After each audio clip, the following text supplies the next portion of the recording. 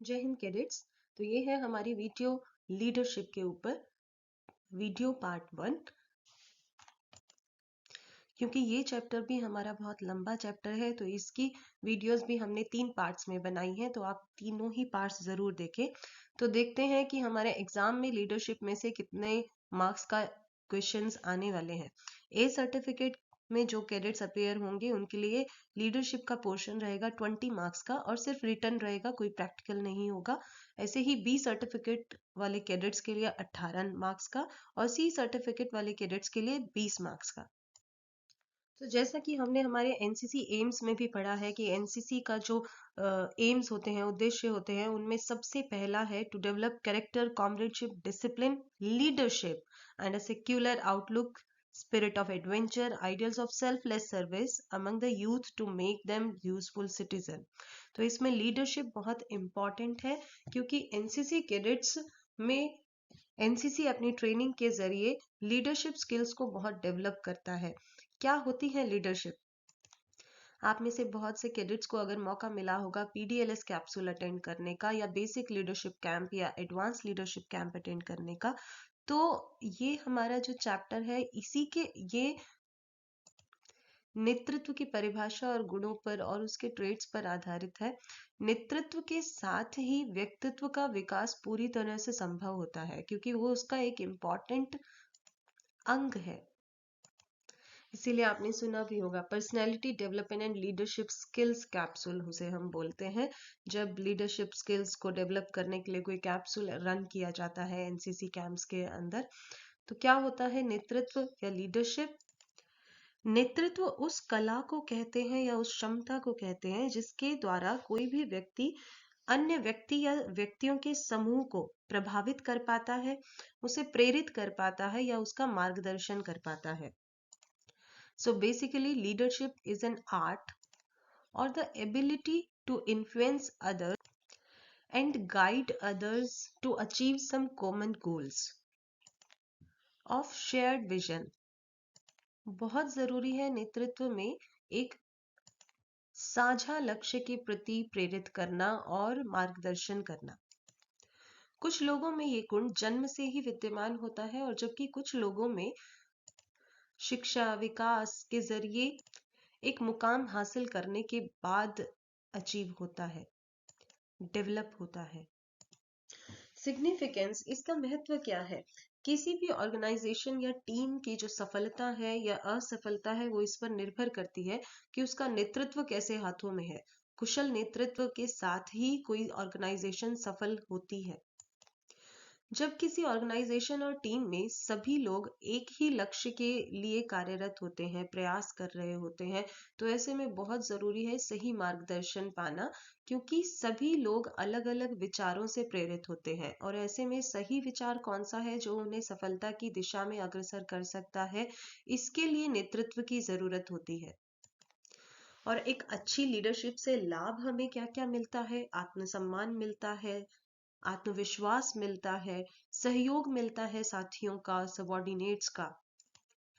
Therefore, it is the complementary or trait or the ability to develop the personality also। इसीलिए व्यक्तित्व विकास और नेतृत्व कौशल एक दूसरे के पूरक के तौर पर काम करते हैं। तो हमारे कंटेंट बेस्ड कुछ क्वेश्चंस देखते हैं। How is leadership defined in the sources? An inborn talent, a human skill developed through dedication, a hereditary position, a temporary assignment। तो एक ऐसा ह्यूमन कौशल है, मानव कौशल है जिसे विकसित किया जा सकता है निष्ठा के साथ। Answer is B, a human skill developed through dedication। What determines the success or failure of an organization or team? Funding levels, leadership, number of members और टेक्नोलॉजिकल टूल्स। तो भले ही कितने ही लोग किसी ऑर्गेनाइजेशन में काम कर रहे हो, उनके पास कितना ही भी पैसा हो या अच्छी टेक्नोलॉजी हो, एक अच्छी लीडरशिप के बिना वो सक्सेस नहीं पा सकते। Answer is B. Next, what is the primary goal of possessing leadership traits? नेतृत्व कौशल का विकास करने का जो उद्देश्य है, क्यों हम अपने भीतर नेतृत्व कौशल को विकसित करें या उसे पोजेस करें, अपने भीतर धारण करें, तो उससे हमें फायदा क्या होगा? To earn a higher salary, ऐसा जरूरी नहीं है, to win confidence, respect and cooperation, या फिर टू एक्सर्ट एब्सोल्यूट पावर और to avoid physical work. So cadets, as we studied, हमने पहली स्लाइड में जो पढ़ा, to win confidence, respect and cooperation इसका आंसर है, लेकिन हम अदर ऑप्शंस को भी जरा देख लेते हैं, क्योंकि लीडरशिप में बहुत सारे फायदे होते हैं, लेकिन प्राइमरी गोल क्या है? एब्सोल्यूट पावर पाने से, अगर हम आंसर सी, ऑप्शन सी को देखते हैं, एब्सोल्यूट पावर पाने से आप अथॉरिटेटिव हो जाते हो, जिससे आपको रिस्पेक्ट नहीं मिलता है, आपको आपके सबॉर्डिनेट्स का कॉपरेशन नहीं मिलता है। तो एक टाइम ऐसा आता है जिसमें आपकी लीडरशिप फेल होने लग जाती है, कोई आपकी बात सुनने के लिए विवशता महसूस करे और मजबूरी में सुने, तो एक टाइम ऐसा जरूर आएगा कि वो सुनना बंद कर देगा और अपनी ही मर्जी से चलना चाहेगा। तो यहाँ पर जो प्राइमरी गोल है वो है to win confidence, respect and cooperation. Next question, confidence and respect must be won from which group? एक अच्छे नेता को विश्वास और सम्मान कौन से ग्रुप से मिलता है? अपने सुपीरियर से, सबॉर्डिनेट से, कॉम्पिटिटर से, या जनरल पब्लिक से? तो जो हमारा सोर्स है, जो हमारा कंटेंट है, उसमें सबॉर्डिनेट्स दिया गया है, ताकि सबॉर्डिनेट्स अपने लीडर को फॉलो करें और उसके बताए मार्ग पर अच्छे से चलें। अदरवाइज एक अच्छा नेता जो होता है वो सभी से सम्मान पाता है, जिसके अंदर भी अच्छी लीडरशिप क्वालिटीज होती हैं, वो सभी से सम्मान जरूर पाता है, लेकिन हाँ, एक हायरार्की के तौर पर उसे फॉलो करने के लिए जो लोग होते हैं वो उसके सबॉर्डिनेट्स होते हैं। Next question, leadership skills are developed through the application of fundamental principles, random experiments, strict punishment, financial incentives. दिए हुए ऑप्शंस में से कौन सा ऐसा ऑप्शन है जिसको अप्लाई करने से हमारे भीतर नेतृत्व कौशल का विकास होता है?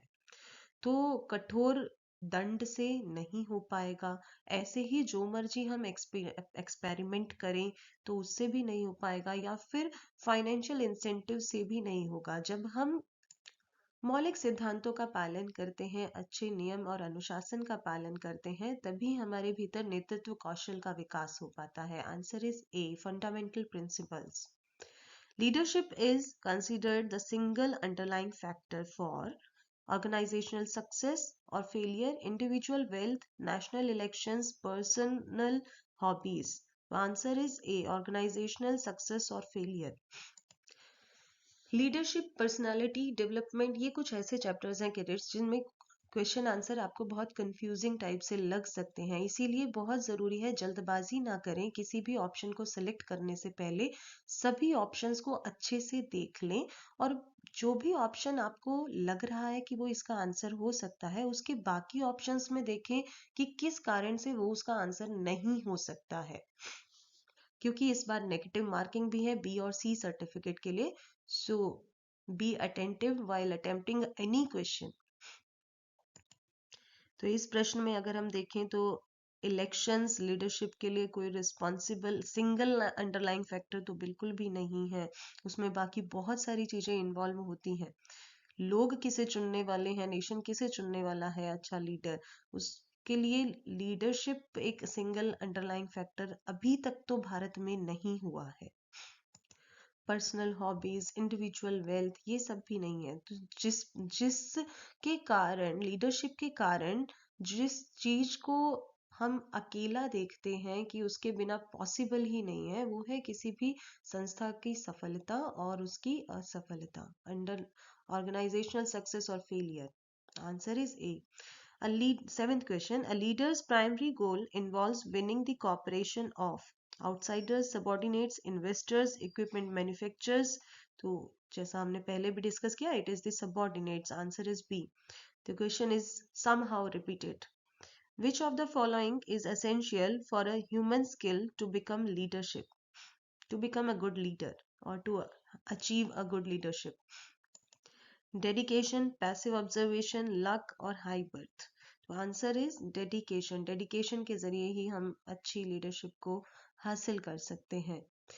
क्वेश्चन नंबर 1 को ही घुमाकर अलग शब्दों में यहाँ पूछने की कोशिश की है, ऑप्शंस भी अलग दे दिए हैं, लेकिन आप अगर पढ़ चुके हैं तो आप सही आंसर को जानते हैं। Ninth question, the application of fundamental principle is necessary for leadership development, technical repair, financial accounting or artistic creation. The answer is A, leadership development. मौलिक सिद्धांतों को अप्लाई करने से हमारे भीतर नेतृत्व के कौशल का विकास होता है. Winning respect is a part of the primary goal of leadership. Secondary goal of leadership, administrative duty, technical requirement. तो ये प्राइमरी गोल के अंदर आता है, जैसा हमारे चैप्टर में हमें पढ़ाया गया है. 10th का आंसर हुआ A. Next question, subordinates must provide confidence to the leader as part of effective leadership traits, legal contracts, fear of authority और एनुअल रिव्यूज. तो answer is A for effective leadership. एक अच्छी leadership का लक्षण है कि उसे जरूर मिलता ही है सम्मान और विश्वास अपने सबऑर्डिनेट से, वो अपने आप उसे अचीव कर लेते हैं. Next question, leadership is described as what kind of skill? Human skill, mechanical skill, inherited skill और फाइनेंशियल स्किल. तो ये एक मानव कौशल है. नेतृत्व का गुण एक मानव कौशल है. Answer is A. 13वां प्रश्न, organisational failure can often be traced back to leadership, poor weather, lack of internet और ग्रुप साइज. तीसरी बार ये प्रश्न घुमाकर पूछा गया है, अलग शब्दों में पूछा गया है, आंसर के ऑप्शंस भी अलग अलग दिए गए हैं. तो ऑर्गेनाइजेशन की सफलता या असफलता जो है वो नेतृत्व पर निर्भर करती है. Answer is A. Next is, dedication is a requirement for leadership development, following orders only, retiring early, avoiding responsibility. So again this is repeated in another words to practice, to give you a good practice and more practice. Answer is A. The paramount quality of a leader begins with combination of essential traits, one single trait, financial power or physical height. किसी अच्छे नेता की जो मुख्य विशेषता है, सर्वोच्च विशेषता है, वो किस चीज से शुरू होती है? Combination of essential traits. Traits के बारे में हम अभी पढ़ेंगे कैडेट्स. कहने का अर्थ ये है कि जितने भी आवश्यक लक्षण होने चाहिए किसी कैडेट्स में, उसके सम्मिश्रण से जो हमें मिलता है वो उसकी मुख्य क्वालिटी है, या कोई एक ही ट्रेट, एक ही लक्षण, या उसका फाइनेंशियल पावर, उसका वित्तीय रूप से संपन्न होना, धन की दृष्टि से उसके पास ज्यादा धन होना, या फिर उसका हाइट में फिजिकली उसका लंबा तगड़ा हट्टा कट्टा होना. तो क्या उसकी मुख्य विशेषता होती है? तो उसका फाइनेंशियल पावर या फिजिकल हाइट और स्ट्रक्चर से मैटर नहीं करता, कोई एक गुण से भी नहीं होता. जब उसमें सभी लक्षण, एक अच्छे नेता के सभी लक्षण एक साथ विद्यमान है, तभी वो अच्छा नेता होता है. Answer is A. Success in a team is fundamentally tied to, as I hope now you all know this, answer is option A, leadership. तो कौन सी ट्रेट्स के कॉम्बिनेशन या कौन से लक्षणों के सम्मिश्रण की बात की गई थी हमारे क्वेश्चन आंसर्स में, वो देखते हैं. एक अच्छे नेता में जो मुख्य लक्षण होने चाहिए वो है अलर्टनेस, सतर्कता, बियरिंग, करेज, साहस, डिसिसिवनेस, निर्णय लेने की क्षमता, एंड्योरेंस अर्थात धैर्य, धीरज, एंथुजियाज्म, जोश, उत्साह, इंटीग्रिटी, निश्चितता या अखंडता या सत्यनिष्ठा. इंटीग्रिटी बोलते हैं निश्चितता को. जजमेंट, न्याय, नॉलेज, ज्ञान, लॉयल्टी, ईमानदारी, इनिशिएटिव, पहल लेने की क्षमता, पहल करने की क्षमता. डिपेंडेबिलिटी, निर्भरता. हो सकता है डिपेंडेबिलिटी, निर्भरता सुनने में अटपटा लगे, जैसा पहली बार मुझे भी लगा था, लेकिन विस्तार से जब पढ़ेंगे तो पता चलेगा नेतृत्व का लक्षण ये भी है, क्योंकि आफ्टर ऑल एक अच्छा नेता भी निर्भर होता है अपनी टीम पर. और जानते हैं विस्तार से अब. तो सबसे पहले जो लीडरशिप ट्रेट आता है वो है अलर्टनेस, सतर्कता. एक अच्छे नेता के लिए बहुत जरूरी है कि वो अवसरों को पहचान पाए, और ये हो पाता है जब दिमागी तौर पर वो पूरी तरह से सतर्क हो, सजग हो. अपनी संस्था, अपनी टीम को लाभ पहुंचाने के लिए एक नेता का सबसे प्रमुख लक्षण है उसका सतर्क होना, ताकि निर्णायक परिणाम मिल सके लाभ वाले परिणाम मिल सके और हानि से बचा जा सके। नेक्स्ट आता है जजमेंट, न्याय। निष्पक्ष होना एक नेता के लिए बहुत आवश्यक गुण है, लक्षण है, और इसमें उसे जल्दबाजी भी नहीं करनी चाहिए। लेकिन फिर भी कई बार जजमेंट एक ऐसी प्रक्रिया है, अगर उसमें देर की जाए तो लगभग उसका आना यूजलेस सा होता है। न्याय में देरी अर्थात न्याय का ना होना, न्याय से वंचित हो जाना। तो जजमेंट एक ऐसी क्वालिटी है जिसे पूरी तरह से जानकर समझकर तथ्यों के आधार पर हमें न्याय देना होता है, सही फैसला लेना होता है, वाइज डिसीजन लेना होता है।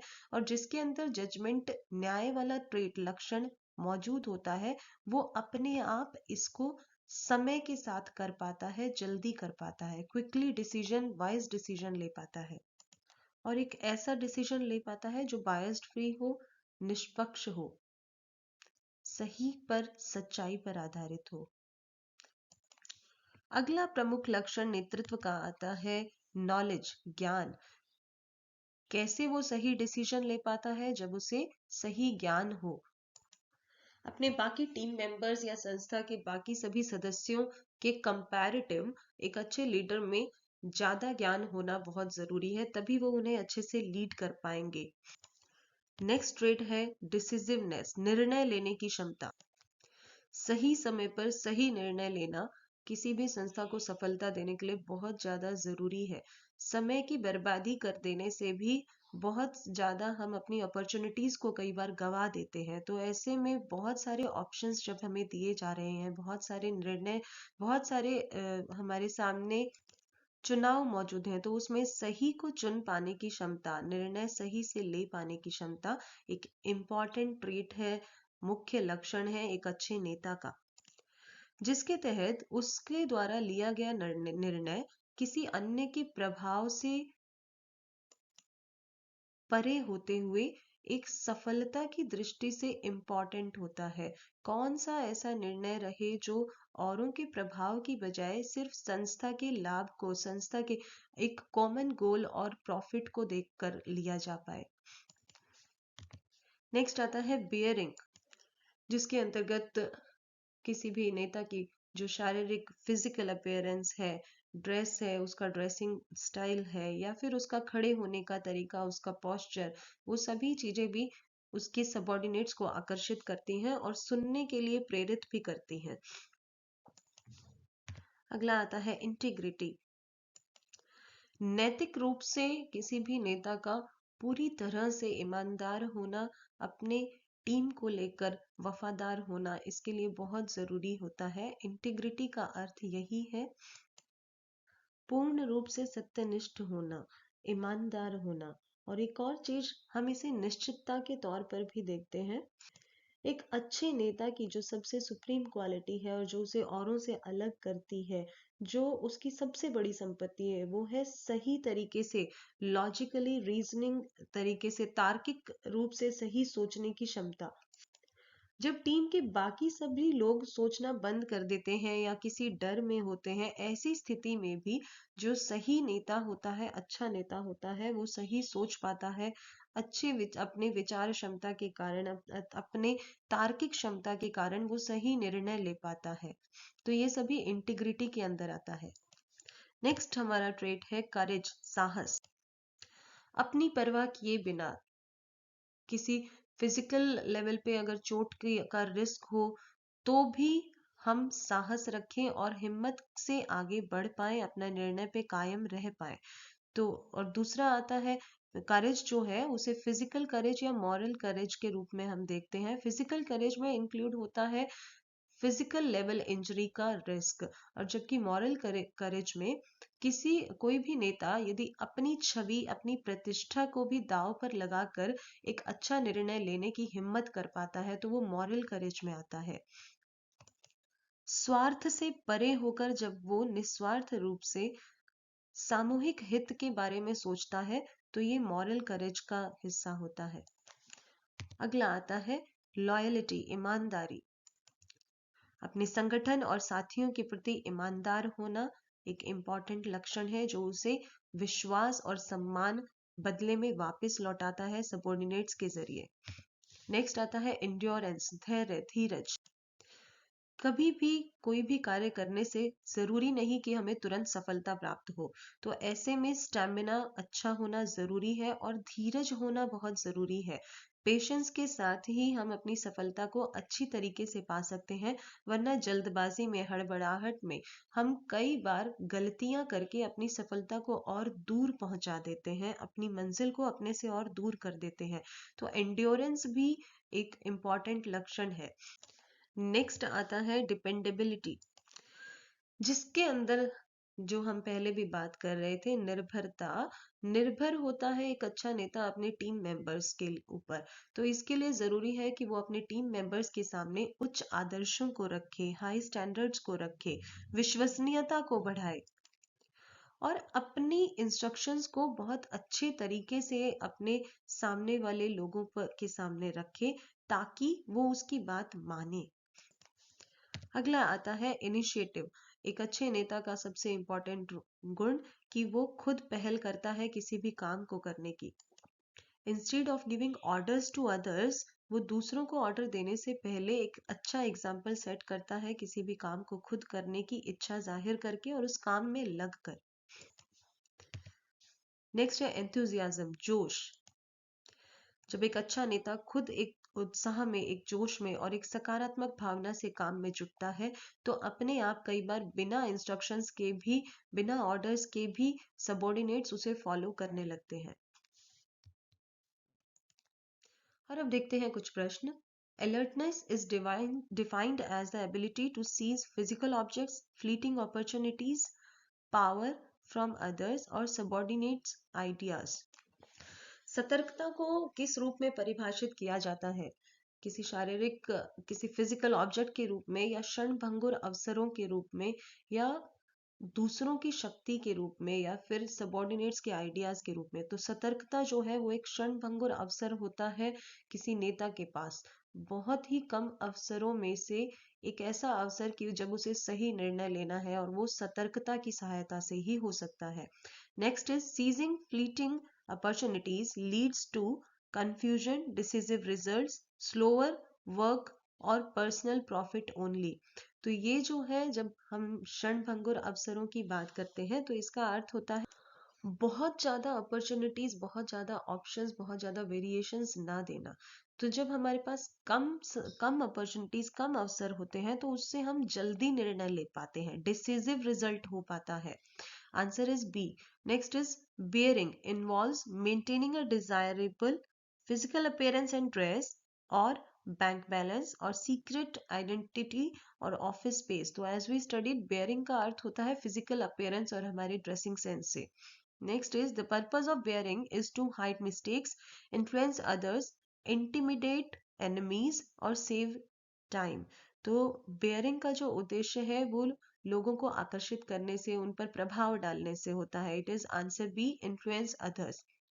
फिफ्थ क्वेश्चन, फिजिकल करेज, शारीरिक साहस, स्पेसिफिकली इन्वॉल्व्स रिस्किंग, किस रिस्क को शामिल करता है? इंजरी, रेपुटेशन, करियर और फ्रेंड्स। तो शारीरिक रूप से यदि कोई चोट लग जाए तो वो शामिल होता है शारीरिक साहस के अंतर्गत। Injury, answer is A. Next is moral courage is defined as taking one's life, future on what is right, money on a gamble, health on a task। तो दिए हुए ऑप्शंस में से जो एक अच्छा नेता होता है, मॉरल करेज के तहत वो अपने भविष्य की चिंता नहीं करता है और सिर्फ यही देखता है कि क्या सही है, उस वही निर्णय लेता है। Moral courage includes future on what is right. Next is decisiveness is the ability to make clear decisions while remaining angry, unperturbed in a crisis, silent or indoors।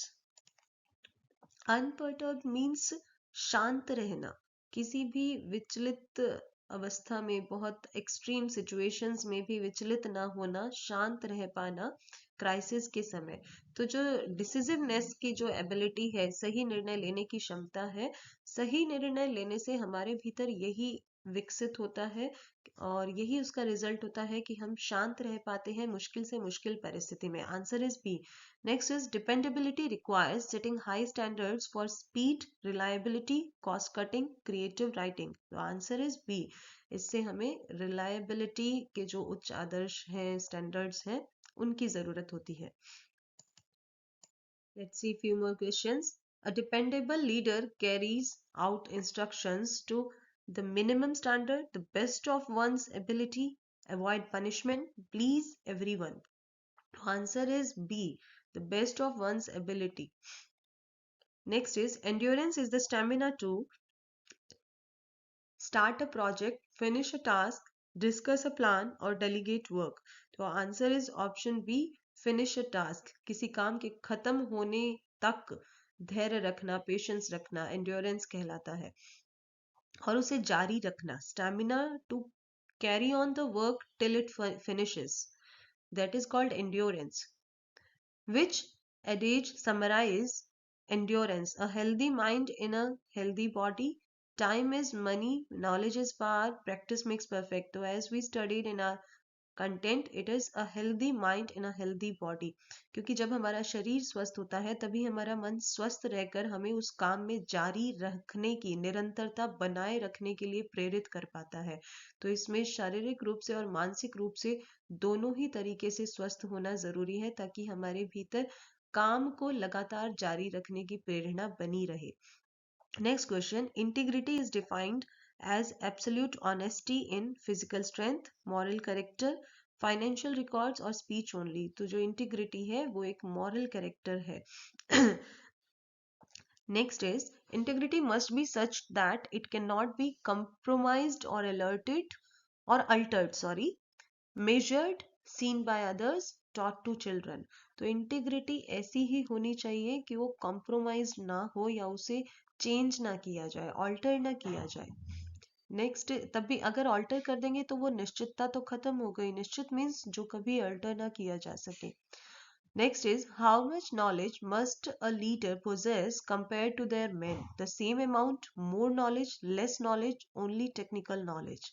तो आंसर इज ऑप्शन बी, जैसा हमने सबने पढ़ा और जरूरी भी है। अपने बाकी सभी लोगों से ज्यादा ज्ञान होगा तभी हम अच्छा नेतृत्व दे पाएंगे। Next is what is the famous quote regarding justice? Justice for some, justice delayed is justice denied, or justice is blind, or justice is expensive. तो answer is B, justice delayed is justice denied. न्याय का सही समय पर उचित होना न्यायोचित कहलाता है और वो जरूरी होता है, अदरवाइज न्याय से हम वंचित ही रह जाते हैं। Next is loyalty involves being faithful to the country, the organization, and one's subordinates, the enemy, one's personal health, और only the laws. तो जो ईमानदारी है उसमें शामिल होता है अपने देश के प्रति, संस्था के प्रति, संगठन के प्रति और साथ ही साथ संगठन के लोगों के प्रति जो हमसे नीचे काम करते हैं, सबॉर्डिनेट्स के प्रति फेथफुल रहना, विश्वसनीय होना। तो आप जानते हैं नेतृत्व के प्रभावशाली होने के संकेत के बारे में। The indicators of leadership effectiveness. एक अच्छा नेतृत्व, एक प्रभावशाली नेतृत्व का संकेत किन चार चीजों से हमें मिलता है? उसके मुख्य चार संकेतक हैं, जिसमें पहला है मोराल। मोराल को हिंदी में कहते हैं मनोबल। तो मनोबल एक ऐसी मानसिक स्थिति है, मानसिक अवस्था है जिसमें क्षमता होती है मुश्किलों का सामना करने के विश्वास की, आत्मविश्वास की। एक ऐसी भावना जो आपको मुश्किल से मुश्किल परिस्थिति का सामना करने के लिए प्रेरित कर सके, वो कहलाती है मोराल, मनोबल। हाई मोराल, उच्च मनोबल, यानी कि ज्यादा से ज्यादा मुश्किल परिस्थितियों का सामना करने की क्षमता। और लो मोराल मतलब क्षमता का ना होना, कम होना। अगला संकेत होता है team spirit. Loyalty, pride and collective will of a group to succeed. एक अच्छे प्रभावशाली नेतृत्व का ये एक इम्पॉर्टेंट इंडिकेटर है कि उसके अंदर टीम स्पिरिट, अपनी पूरी टीम को एक साथ लेकर ईमानदारी से उसको गर्व महसूस कराते हुए एक कलेक्टिव सक्सेसिव डिसीजन ले पाना और सक्सेस की तरफ पहुंच पाना। एक अच्छा नेता अपने सभी लोगों को एक टीम स्पिरिट से जोड़ पाने की क्षमता रखता है और अपने टीम के प्रति जिम्मेदार होता है, जिम्मेदारी लेता है, रिस्पॉन्सिबिलिटी लेता है। ये सभी टीम स्पिरिट के अंदर आते हैं। Feeling loyalty and pride for our own team. अगला संकेत, अगला इंडिकेटर हमारा है discipline. For effective leadership, it is very important for a leader to be in discipline, quick and willing obedience to instructions, even without direct supervision. जब आप किसी भी निगरानी के भीतर नहीं है, उसके बिना भी आप सही तौर पे काम कर पाए और आज्ञाओं का पालन कर पाए, इंस्ट्रक्शंस को फॉलो कर पाए बिना किसी निगरानी के रहते हुए भी, तो यही अनुशासन कहलाता है। And the very most fourth indicator is competence, यानी क्षमता। एक अच्छा नेता टेक्निकली फिजिकली जो एबिलिटीज होती हैं अपने लोगों की, उनके बारे में सही तरीके से जानता है और उसी हिसाब से उन्हें उनके काम सौंप पाता है। तो एक ऐसी क्षमता जिसमें वो अपने पूरी टीम के तकनीकी और शारीरिक कौशल के बारे में परिचित हो और उसके अकॉर्डिंग वो अपने कार्य उनको डेलीगेट कर पाए, उन्हें ड्यूटीज दे पाए, तो ये आता है कॉम्पिटेंस के अंदर। तो अब प्रैक्टिस करते हैं कुछ प्रश्न। How many interdependent indicators evaluate a leaders effectiveness? कितने इंडिकेटर्स होते हैं जो किसी लीडर की इफेक्टिवनेस को चेक करते हैं, मूल्यांकित करते हैं? तो वो है 4, जैसा हमने पढ़ा। Morale is described as a positive physical condition, state of mind, financial status, social circle. तो ये एक सकारात्मक मानसिक अवस्था है, मन की स्थिति है, state of mind है। Answer is B. Morale provides a feeling of confidence to avoid work, face hardship, win awards और quit early. तो जो मनोबल होता है वो हमारे भीतर विश्वास की वो भावना है जो हमें किसी भी मुसीबत का, किसी भी संकट का सामना करने के लिए प्रेरित करती है, तैयार करती है। Answer is B, face hardships. Team spirit includes loyalty, pride and collective will to succeed, individual competition, fear of the leader और हाई सैलरीज। तो ये सामूहिक रूप से सफलता की तरफ हमें लेकर जाता है लॉयल्टी और प्राइड के जरिए। इसमें जो शामिल होते हैं वो होता है गर्व अपनी संस्था को लेकर, सम्मान, उसके प्रति ईमानदारी और सफलता के लिए एकजुट होकर कार्य में लगे रहना, एक साथ प्रयास करते रहना, कलेक्टिव विल, एक इच्छा होना सफलता पाने की। Next is discipline is defined as quick and willing argument, obedience to instructions, avoidance of rules, compliance for money. तो जो अनुशासन है वो परिभाषित किया जाता है obedience to instructions के रूप में, and that is also even without any observation or surveillance. Next is true discipline is maintained even in the presence of guards, absence of direct supervision. तो अभी जैसे हमने बात की, it is the answer B, absence of direct supervision. Seventh question, competence refers to the ability of the group to speak loudly, perform a task, collect donations और dress well. तो competence, क्षमता के अंदर जो हमारी क्षमता आती है वो है किसी कार्य को परफॉर्म करने की क्षमता, उस कार्य को सौंपने की भी क्षमता अपने ग्रुप मेंबर्स में। Next is which 2 types of ability are mentioned under competence? Social and artistic, technical and physical, moral and verbal, mental and spiritual. तो यहाँ पर जब हम एक टीम मेंबर्स के तौर पर एक साथ एक टीम में काम कर रहे हैं तो इसमें टेक्निकल और फिजिकल कॉम्पिटेंस की बात हो रही है, शारीरिक क्षमता और तकनीकी ज्ञान हमारे मेंबर्स में कितना है इसकी बात हो रही है, ताकि हम उन्हें कार्य अच्छे से सौंप सकें। The indicators of leadership are described as independent, interdependent, optional और unrelated. तो जितने भी ये संकेत हैं, ये सब indicators हैं, ये interdependent होते हैं, एक दूसरे पर निर्भर करते हैं। एक अच्छे मनोबल के कारण, हाई मोरल के मदद मिलती है टीम स्पिरिट को जनरेट करने की, डेवलप करने की। कॉम्पिटेंस, डिसिप्लिन और टीम स्पिरिट और हाई मोराल, ये सभी एक साथ एक दूसरे के साथ मिलकर एक अच्छी इफेक्टिव लीडरशिप को जनरेट करते हैं, क्रिएट करते हैं या डेवलप करते हैं। Next is what drives a group to succeed together? Team spirit, personal greed, lack of task और फेयर ऑफ फेलियर। तो टीम स्पिरिट जो है वो एक साथ सफलता की ओर हमें ड्राइव करता है, प्रेरित करता है। Obedience under discipline must be forced, willing, delayed और क्वेश्चन। जो डिसिप्लिन के अंदर आज्ञा पालन करना है वो स्वेच्छा से होना चाहिए, थोप कर बलपूर्वक नहीं होना चाहिए, ये स्वेच्छा से होता है।